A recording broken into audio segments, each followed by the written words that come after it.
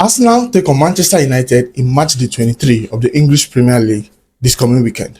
Now, both teams go into the match in relatively good form, although Arsenal drew their last two matches nil-nil against Liverpool and Nottingham Forest, while Manchester United are off the back of a very, very good victory against Manchester City by winning 2-0 at home in Old Trafford. Now, Manchester United will be feeling very confident, and rightly so. They have the new manager bounce. They'll be coming to the Emirates Stadium hoping to get something out of the results.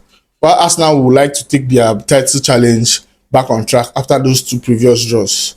What do I expect from the match? This is basically it. I expect Manchester United to play on the back foot, basically try to defend and then play with a counter attack and see what can come up by playing that way, basically.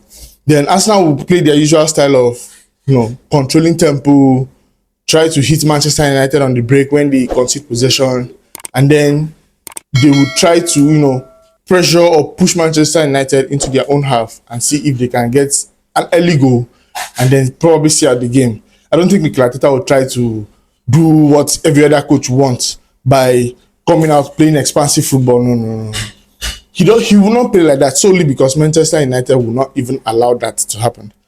Manchester United will come in with a cagey game. Man U will come in and try to, stop Arsenal from playing rather than playing themselves, which is not necessarily a bad thing because you're going away to the league leaders. You're playing a team that's just dismantled Inter Milan at the San Siro. So you have to be a little bit cautious. So I wouldn't blame them. Now, both teams are going in with a full health bill. Nobody's injured, at least, or the players that were injured have returned. I would expect the starting 11 with the previous matches not to really change. I would expect Arsenal to maybe bring in Calafiori if he's fit enough, but the backline will always remain the same with Timber going back to right back, Gabriel and Saliba to pair as the centre back, then David Raya and goal. Then the midfield says it all to be Zubimendi, Declan Rice, and Martin Odegaard. And the attack is where it gets a bit tricky. Does Mikel Arteta start with Victor Gyökeres, who me personally, I think he's a very good signing. He does something different from what the available options Arsenal had before now. So we'll wait and see if Victor Gyökeres will start. But I think he will start, Martinelli would start, or if we are playing Calafiori, I would say we play Trossard. So if Trossard plays, then Bukayo Saka plays on the left wing. The Manchester United, I think Michael Carrick will stick with the formation he used, the tactics he used against Manchester City the previous weekend.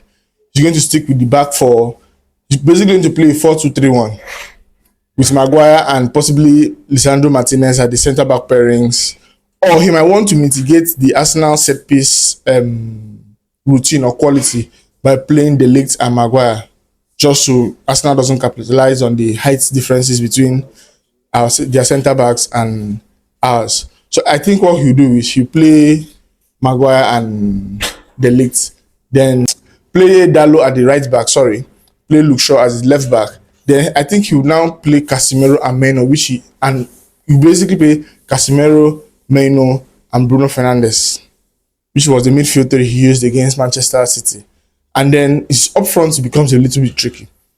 Manchester United know they will not get enough possession, at least from what they would think.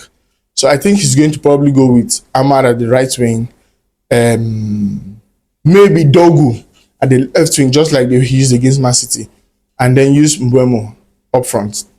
Now, that the tactics worked against Manchester City because, one, they were at home. They had this new manager bounce, and then it was expected that Manchester City would dominate possession. So they really had no incentive to keep on to the ball. The only thing Manchester United did was, when the ball comes to them, send it forward. When the ball gets to Bruno, send it forward. So you basically put three pacey people up front and then let them roam around the field, which works. It works because they won 2-0. But now, do I think it will work against Arsenal? It remains to be seen. But I don't think he should go with that formation. One, because he needs to be able to allow a little bit of a pressure valve from the players. So what I would do is play Benjamin Sesko to at least occupy the centre-backs, Arsenal centre-backs. If Arsenal centre-backs are occupied, it allows the full-backs to do the work, basically, because If the Arsenal centre backs are occupied with a big body like Sheshko, it now gives Mbuemo and whoever Carrick decides to play at the left back a little bit of a controller, someone who can now go at the fullbacks. But who am I to tell Carrick what to do? But at the end of the day, it's right now the match has lost its not necessarily a title winning or title decider as it used to be years, decades ago. But right now it's still a very big fixture. Arsenal are contesting for the title, and Manchester United are contesting for or fighting for top four. So I think it's going to be a really good game. We will have to wait and see the outcome. But personally, if I'm giving a prediction, I would say a 3-1 Arsenal win.